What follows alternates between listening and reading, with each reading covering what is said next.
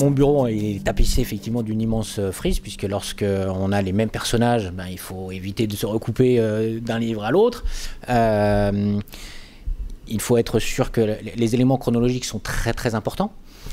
Et bien bah oui, j'ai des dossiers de recherche partout, je suis très organisé dans mon désordre. Après, je suis quelqu'un qui travaille avec de la musique. Alors j'ai un de mes grands auteurs préférés de Chatham, je sais qu'il fait le même principe.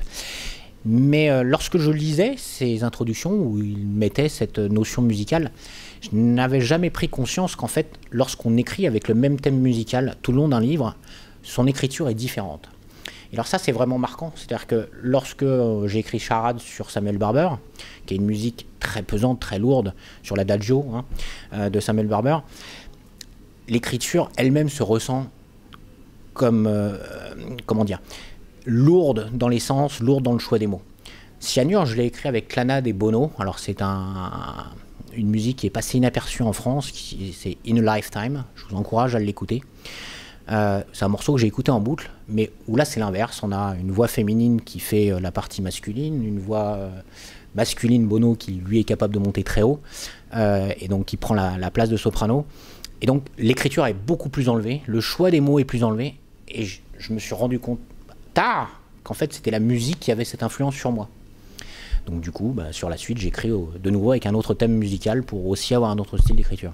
Mon épouse est fondamentale dans mon écriture. Elle est la seule qui a le droit de me blesser.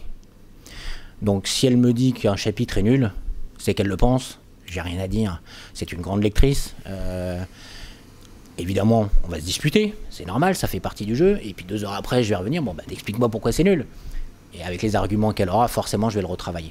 J'ai eu un ami qui m'avait fait une critique, puisque j'avais fait un premier ouvrage comme ça, d'essai, qui ne mérite pas la moindre publication. Mais je lui avais transmis, et puis il m'a dit, bah tu vois, ton histoire elle est super, mais il y a quelque chose qui me gêne, tous tes personnages, ils parlent de la même manière. Et là on s'assoit, on se dit, mais il a raison, dans la vie, ça n'arrive jamais. Mais comment je vais faire maintenant pour m'asseoir, et que Pierre, je lui mette tel style de vocabulaire, Paul, etc. etc. Et c'est une des critiques qui m'a posé le plus de problèmes, et qui était pourtant la plus justifiée.